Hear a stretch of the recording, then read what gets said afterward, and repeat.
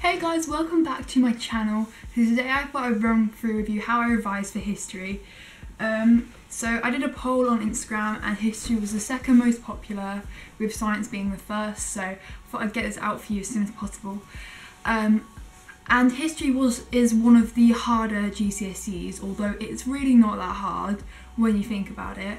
It was one of my best GCSEs overall. Stereotypically, at least at my school, the people who took history were the more academic people, and then geography was for the less academic people. Obviously that's not true, but generally. So a bit of background, obviously I was on this old specification, so I got an A star, which was my only actual A star because my other A stars were number A stars. But history was probably one of my favourite subjects, and I am doing it at A level.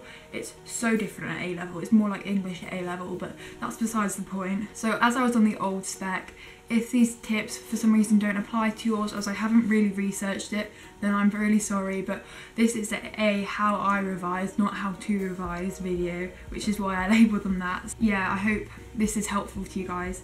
And in case you guys wanted to know, the topics which I did, the paper 1 were the origins of the First World War, peacemaking, Treaty of Versailles, and the origins of World War II. And then for paper 2 I did 1920s America, 1930s America, which is a depression, and then I did the Vietnam War. I don't know if you saw it because it was a really long time ago, but basically the second video I uploaded on this channel was basically how I am revising history, and it wasn't a very good video, but it does demonstrate actually in the time what I was doing, so that will be linked down below. It wasn't actually that bad, but it definitely wasn't my best video. I didn't want to not make this video because I think I can talk and compile everything much better in here, but there are some tips in there as well which I'll include in this video. Maybe about year 10 to halfway through year 11, I basically started making, I originally made flashcards, and then in October I started turning them into mind maps. So basically I made mind maps for every single topic, every single thing. So there will be some overlaid clips. So for example, I did the First World War, so I was like, I would do a mind map on the event, and then a common question you could get is what was the main cause of the Second World War, so then I would come up with all the facts about how it caused the war, and I'd basically make facts about everything on a mind map. So there was events, and then there was reasons why this was the cause of something. This isn't making very much sense, is it? Basically I made mind maps, so obviously you have events and then consequences and all that kind of stuff. The 1920s America we had more facts, and the wars we had more causes and analysis. So basically I just made all the mind maps. Flashcards are equally useful, but I just prefer mind maps, and plus I couldn't be bothered to go out and buy flashcards, so I made mind maps. But basically I just went through and learnt them, and by doing them so many times and doing questions in class, I did kind of learn the stuff without having to consciously go out and look out of my way to learn it. But you can obviously get someone to test you on them, you can test yourself on them, and all that kind of stuff. For GCSE obviously there's really only set content you need to know, so unlike A level where everything's kind of relevant and you can include anything, there is only the set content, and that will be in a textbook. So basically my notes were a repetition of the textbook. Basically you can learn all the content and the analysis and just apply it to questions during an exam and basically regurgitate it, because it's just so set in what you need to know. Like there'll be like, you need to know this fact, this fact, this fact, and this fact, this fact, and this fact, and then you can pick 2 to actually learn, and then you can just learn all this and then you're fine.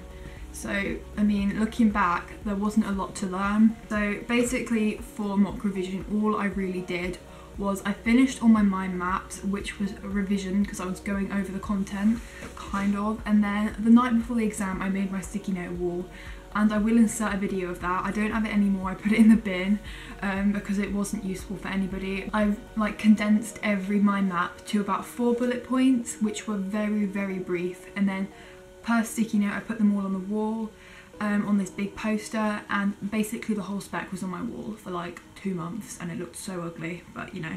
After mocks my revision kind of changed. Obviously I hadn't actually learnt all the content, so I had to learn all the content I hadn't learnt yet, but once I did know all the content I moved on to exam questions, and that is what the revision video I made in April focuses on. and exam questions were so useful. We did so many in class, and my teacher was so good with exam questions, and we did so many exam technique lessons, so I was really hot on the exam technique and I basically knew what I was doing. But I'd go through and I'd basically bullet point exam questions rather than actually writing them out, and then I'd go through my notes and add in anything I'd missed, and then I would look at the mark scheme and add in anything they recommended that I completely missed, and I just kind of refine my exam technique. I also did fully write out exam questions, and I think I wrote questions about Vietnam about 4 or 5 times because they were basically all the same. So I got really good at the Vietnam 12 marker and it came up in the exam, so I knew exactly what I was doing and I could write it really quickly and get in everything. So exam questions are really good. You can learn exactly what you need to write for each essay because there is like only a few set essays which you could get. So as well as helping get exam technique, it did help me refine my content knowledge and work out what facts I actually didn't need to know, which I probably wouldn't use, and which ones I used often enough that made them like useful to remember. And I kind of learned essay plans in the back of my mind. Like I didn't consciously learn them, but they were there in my mind because of the amount of times I'd actually done the question. My teacher also came up with a load of questions we were likely to get asked. So for certain exams, because we were the last year, and there was obviously stuff that had never been tested before, or stuff that had been tested the previous year that was unlikely to be tested our year, or stuff that wasn't on the previous year that was likely to be tested our year. We kind of knew roughly, we could like eliminate parts of the spec which we knew wouldn't be on the exam, so we basically planned a lot of essays in bullet points that we were likely to get asked. And to be honest, I didn't really learn them, but even writing out the plans was enough to have like a very rough outline in my head. I never really planned my essays in the exams because I kind of knew what you have to write without having to plan it because the content is so set, unlike for example English Lit, which you guys obviously will be taking.